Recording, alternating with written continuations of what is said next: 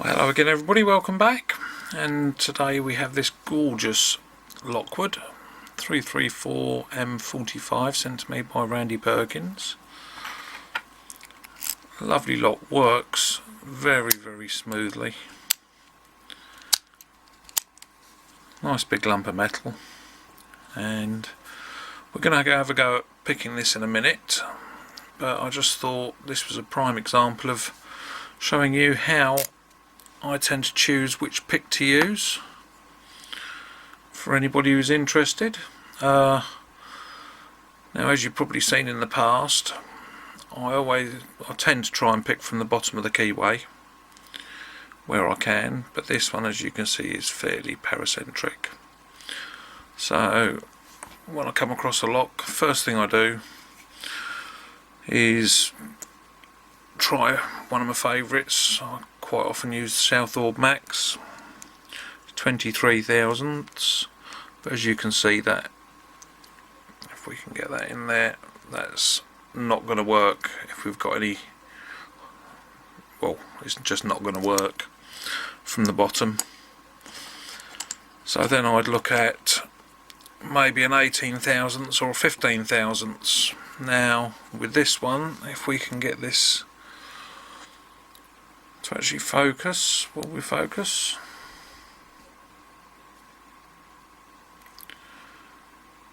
We can see that the 15 thousandths will get to the top of the keyway, but it is rubbing quite tightly. I mean, I can let go of the pick, wobble it around, it doesn't come out. So it will get there, but there's so much drag, and with this being a Lockwood where pins are probably quite easy to overset, it's not really much of an option. So this brings us then on to having to pick from here up there, which isn't normally too much of an issue until we look at the key. So as we can see, if I can hold this, we've got 1 very high, not a problem, 2 very low, not too much of a problem, 3 not too bad, 4 is very low, and 5 is very high. So if we actually flip this key over and try and do this left-handed, so what we're actually going to be doing is picking from this line here. Now this is the number 7 hook, and as you can see, it's actually slightly too high, probably even for 4, and we could maybe get to 5, but it looks like that's going to overset 5. So even with different hooks, this one will go under 4, but you're never going to get to 5 without oversetting 4. So what I finally do is go for something a bit more unusual. This is the Mad Bob's, we can get the light, Mad Bob's Curved Reach, which is a pick I love. I don't use it too often, but it's very handy when you need to, because this will actually, if we can get the focus again, this will actually get to 5 without oversetting 4. Likewise with 3, we've got enough clearance there for it to literally just curve round to get to 4. So it's a bit awkward to show it like this, but I have opened this lock once already, and this is how I managed it, and it's still not the easiest of locks to open, but that's how I tend to choose which picks to use. I thought that was quite a good one to show you on, because it's a bit more unusual. So give me a second, I'll get this in the vise and we'll have a go at picking it. Right, so here we are with it all in the vise. There's the key again. All works nicely and all locked up. So I have to use bottom of the keyway to give us enough room to lift the pick up to get it under the pins. So we'll start at the front, nothing.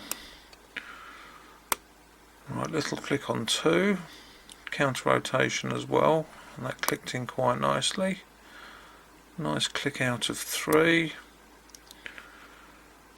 That was a tiny click on 4, and I have to get right up to there, and then we can get under 4 with the tip of that pick and get to 5. 5 felt nice there.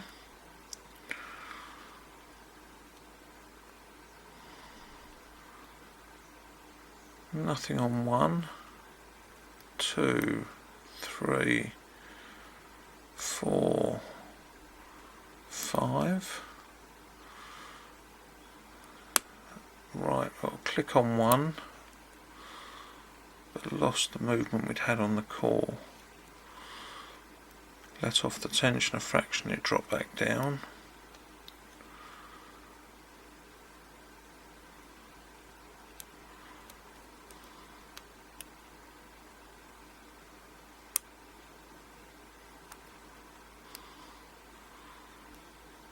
So everything is fairly set now apart from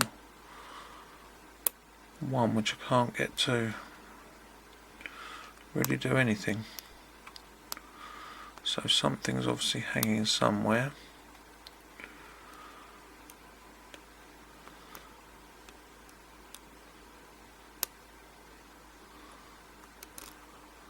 So let the tension off again. 2, 3, 4, 5.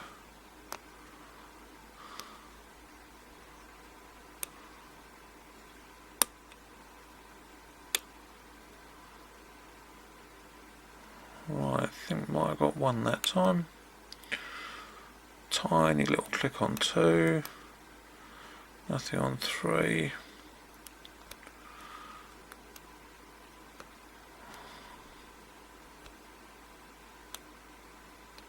And 5, 4,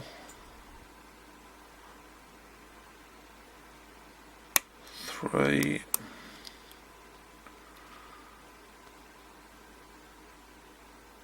2, 3. Right. I think we got a little bit more out of 3 there. Tiny click out of 4.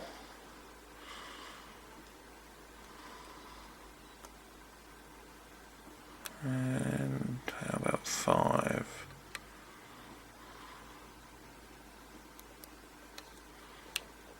No. 1, 2, 3, 4, 5. Right, we've got an extra little click out of 5, and there we go. We are open. Oh, excuse me. Right, let's get this out of the vise. That does actually feel like it's full of spools, but we shall find out in a minute.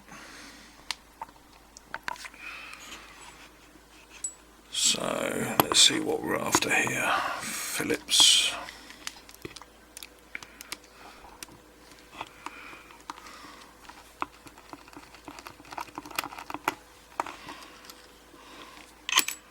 And right, what have we got?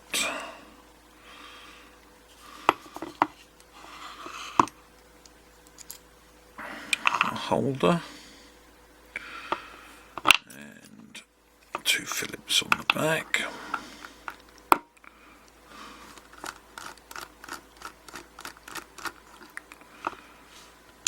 There's 1 and 2. See, it's actually cut to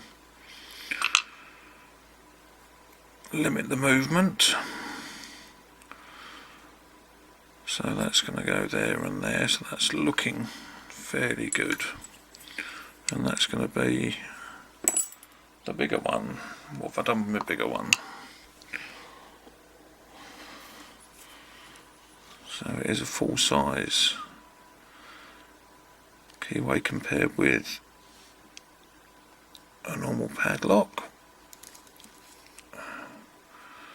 And we have a 5-pin core,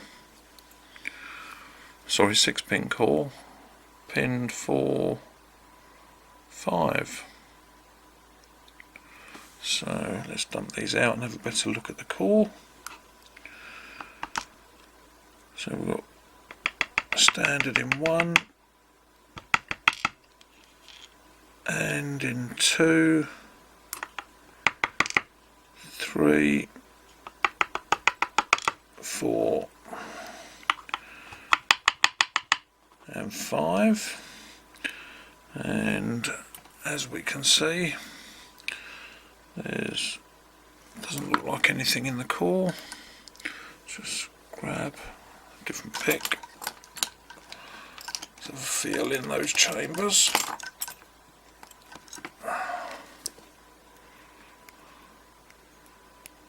No, they're all smooth,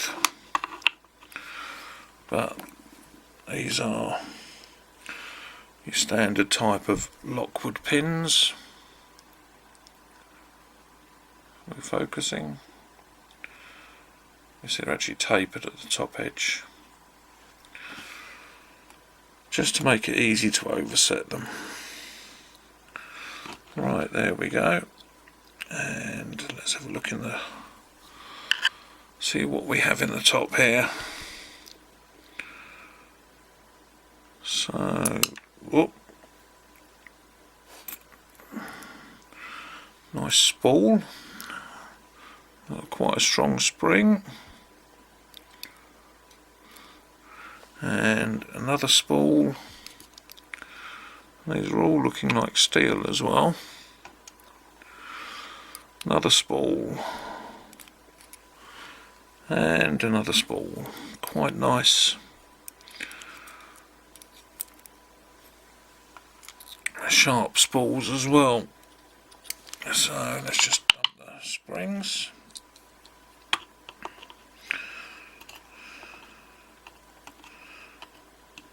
So quite powerful springs on there as well. So that is it. And we've got 1, 2, 3, 4, 5, 6 down there as well.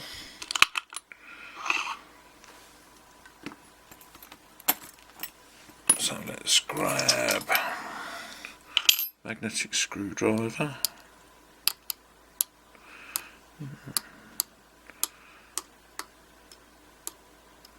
Well, they're either not steel or they're stainless steel, one or the other. And let's just grab these up here. You see, so it's all standards across the bottom, but they're tapered, and then those long sharp spools at the top. So